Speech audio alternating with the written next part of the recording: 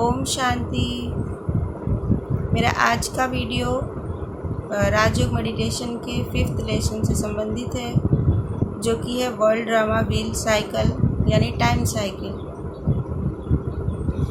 परमात्मा जब आते हैं तो हम आत्माओं को ज्ञान देते हैं कि तुम सभी आत्मा हो, खुद को भ्रिकुटी के मध्य आत्मा देखो। इसे कहते हैं सोल कॉन्शियसनेस। और जब हम इस अवस्था में खुद को महसूस करते हैं कि मैं स्वयं एक आत्मा हूँ, अपने भ्रिकुटी के मध्य चमकता हुआ सितारा, इसका अभ्यास जितना ही ज़्यादा अच्छा होता जाता है उतना ही ईजिली हम सुप्रीम सोल से कनेक्ट कर पाते हैं, क्योंकि एक वायरलेस कनेक्शन जैसा है। तो इस कनेक्शन के लिए ये एक कहें पासवर्ड या जो भी एक आधार है कि जब तक हम सोल कॉन्शियसनेस की अवस्था को अनुभव नहीं करते तब तक कनेक्शन नहीं हो पाता है, क्योंकि ये बॉडी एक इंसुलेटर हो जाती है और कंडक्टर जो हमारा आत्मा है। तो जब हम सोल कॉन्शियसनेस की स्थिति को बहुत पक्का कर लेते हैं, दूसरों को भी हमें आत्मा देखना है, हर एक व्यक्ति को देह मत देखो, उसके भ्रिकुटी के मध्य यहाँ पॉइंट ऑफ लाइट देखने का प्रयास करें। इससे धीरे धीरे आपको महसूस होगा, एक तो आप बहुत लाइट फील करते हैं, क्योंकि ब्रेन के जो भी केमिकल्स हैं जो हमें तनाव महसूस कराते हैं, कोई भी परिस्थिति में कुछ भी हम सोचते हैं, आउटपुट लेते हैं, उससे जो तनाव महसूस होता है वो तुरंत डिक्रीज होता है।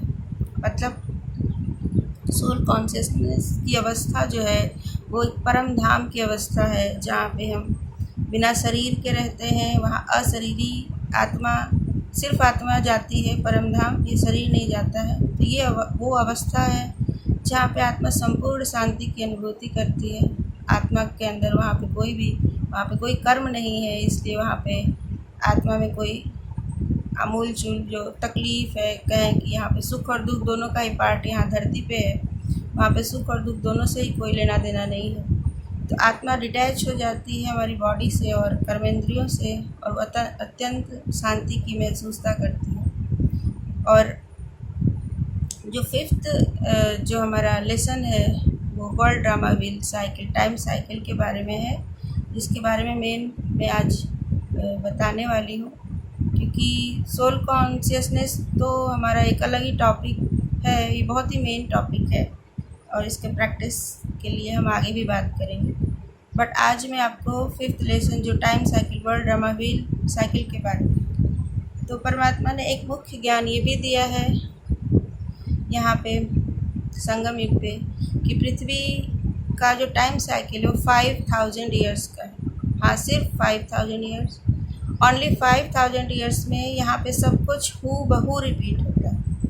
कहते हैं कि एक मक्खी भी उड़ के गई है तो वो फिर 5000 साल बाद ठीक वैसे ही वहाँ से उड़ के जाएगी। मीन्स जैसे कि हम मूवी रिकॉर्ड करते हैं ना, मूवी का एक मूवी हमने बनाई है, उसका जो रोल है वो जैसे जैसे खुलता जाएगा और एक एक सीन दिखता जाता है, वैसे ही है। लेकिन ये आदि अनादि अविनाशी प्रकृति का ड्रामा है, इसलिए इसको हम एडिट नहीं कर सकते हैं। जैसे हम समाज में देखते हैं मूवी वगैरह बना रहे हैं तो उसमें एडिटिंग पॉसिबल है, और वो इसी का एक उदाहरण है दिखाने के लिए कि कैसे पिक्चर देखते हो वैसे ही तुम्हारा जीवन, तुम्हारा ये 84 जन्म का जो चक्र है, जो सीन है, एक एक सीन वो सब पिक्चर की तरह है। लेकिन यहाँ पे इसमें कोई एडिटिंग पॉसिबल नहीं है, और इसीलिए कहा गया है कि भूत भविष्य वर्तमान तीनों ही चीज़ें हैं, पहले से ही हैं, सिर्फ हम उसमें इमर्ज होते जाते हैं, आगे बढ़ते जाते हैं।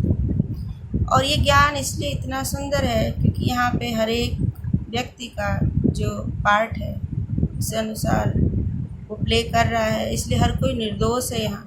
क्योंकि हमारी क्या गलती, हमें क्या पता, ये आदि अनादि अविनाशी ड्रामा है, हम इससे बाहर आ ही नहीं सकते। इसमें अगर हमें कुछ गलती या खामी नज़र आती है, अगर हमें नज़र आती है, हम इसे करेक्ट भी नहीं कर सकते हैं, क्योंकि ये ऐसा ही है। तो इसमें हर एक व्यक्ति सुख को भी प्राप्त होता है और दुख को भी प्राप्त होता है, इसलिए इस ड्रामा को अत्यंत कल्याणकारी कहा गया है। इसमें दुख की कोई बात ही नहीं है, क्योंकि हम दुख से जब होके गुजरते हैं उसके नेक्स्ट हम फिर सुख को अनुभव करने लगते हैं। जैसे कि प्रकृति में दिन और रात का साइकिल हम देख रहे हैं, नेचर में मोस्टली हम सारी चीज़ें एक साइकिल में ही रिपीट होते हुए देखेंगे। जैसे सारे प्लैनेट्स जो है अपनी धुरी पे चक्कर लगाते रहते हैं, सारी चीज़ें, इवन इलेक्ट्रॉन, प्रोटॉन, न्यूट्रॉन भी स्पिन करते हैं। स्पिनिंग ज़रूरी है नेचर में। अगर सदा सदा के लिए हमें स्थिरता चाहिए, एग्जिस्ट ही कर रहे हैं इस वजह से क्योंकि ये सारे पार्टिकल्स, ये एटम्स, ये इलेक्ट्रॉन्स, प्रोटॉन्स सब स्पिन कर रहे हैं। स्पिनिंग से उनको एक एनर्जी मिलती रहती है। तो यहाँ पे साइकिल में ही है सब कुछ, और इसीलिए ये हमेशा के लिए है, अनंत काल के लिए है। अगर हम पूछे कि कितनी बार ये 5000 साल का ड्रामा रिपीट हो चुका है, तो यहाँ पे बात आती है इनफाइनाइट की। हम इसे काउंट नहीं कर सकते। इसके आदि शुरुआत की भी शुरुआत एक्चुअली है ही नहीं, ना शुरुआत है ना अंत है। ये ड्रामा ऐसे ही रिपीट होता रहता है, तो इसे ऐसे ही समझा जा सकता है। और ये कल्याणकारी इसलिए कहा गया है क्योंकि हर एक ड्रामा का जो भी सीन हम वर्तमान में हमें अगर लगता भी है कि ये अनुचित है, तो हमें कुछ समय बाद भविष्य में पता चलता है कि वो बहुत अच्छा था जो हुआ, क्योंकि हमें अंततः परमात्मा हर एक आत्मा को सुख प्रदान करना चाहते हैं। और इसलिए जब तक हम ये दुख के अनुभव से भी नहीं गुजरते हैं, तब तक हमें उस सुख का आनंद भी नहीं मिलता है, और सही कहें तो उस सुख तक पहुंचने का रास्ता भी नहीं मिलता है। इसलिए ये ड्रामा जो है, जैसे कि एक फेज़ ऐसी साइकिल हम देखते हैं, पीक पॉइंट पे पहुंचेगा, फिर अपने नीचे नेगेटिव में भी पीक पे पहुंचेगा, और फिर पॉजिटिव में भी पीक में पहुंचेगा। तो इसी तरह ये चार युगों में बटा हुआ है ये समय, 5000 साल का। इसमें ये संगम युग चल रहा है, परिवर्तन का युग, जो कि कलयुग और सतयुग के बीच एक ट्रांसफॉर्मेशन एज होता है। ये 100 ईयर्स का होता है, और आप बहुत जल्दी नज़दीकी भविष्य में देखेंगे कि ये बहुत रैपिड स्पीड से सब कुछ ट्रांसफॉर्म हो जाएगा, क्योंकि पृथ्वी को अब सतयुग के लिए तैयार होना है। तो यहाँ पे एक भी आत्मा नहीं रहेगी। सतयुग शुरू हो जाएगा 1937 से शुरू है संगम युग, तो उसके अनुसार 2037 के बाद आपका सतयुग शुरू हो जाएगा। 1 2 3 सतयुग का काउंटडाउन वहाँ से संवत स्टार्ट हो जाता है। और फिर तो हम देखते हैं, हाँ, परमात्मा ने हमें ये बताया है कि जो 4 युग होते हैं वो बिल्कुल बराबर इक्वल 1250 वर्ष के होते हैं। यानी सतयुग, जैसे आप घड़ी देखते हो, ये क्लॉकवाइज घूमता है। घड़ी उदाहरण है, घड़ी देख लीजिए आप, सबके समक्ष, सबके घर में घड़ी है। तो प्रकृति नहीं, ये सारी चीज़ें मनुष्यों ने बनाई है, कहीं ना कहीं ज्ञान हमें ऊपर से ही मिला है। घड़ी जिसने भी निर्माण किया है, ये बहुत ही एक सिंपल और बहुत परफेक्ट एग्जाम्पल है कि ये टाइम साइकिल कैसे घूमता है। घड़ी में 4 क्वार्टर होते हैं, तो आप शुरू से ले लीजिए 12 से फिर 1, तो ये सतयुग शुरू हो जाता है 1 2 3 4। और ये जो क्वार्टर्स है 1250 वर्ष का होता है, क्योंकि यहाँ कंप्लीट साइकिल 5000 ईयर्स की है। 1250 वर्ष के बाद त्रेता शुरू हो जाएगा। फिर 1250 के बाद जो हाफ, जैसे आप देखते हो ना कि 6 पे आ जाती है घड़ी में, जो आधा घंटे का, तो ये हाफ पे पहुँचता है तो द्वापर शुरू हो जाता है। और ये सतयुग को बोलते हैं गोल्डन एज।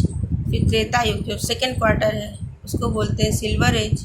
फिर उसके बाद द्वापर शुरू होता है, उसको कॉपर एज। और फिर जो लास्ट है, जो कलयुग के जो 1250 वर्ष हैं, उसको हम आयरन एज कहते हैं।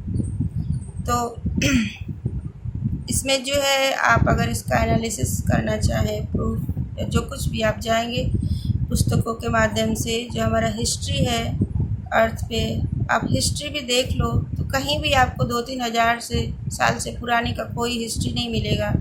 आपको लगता है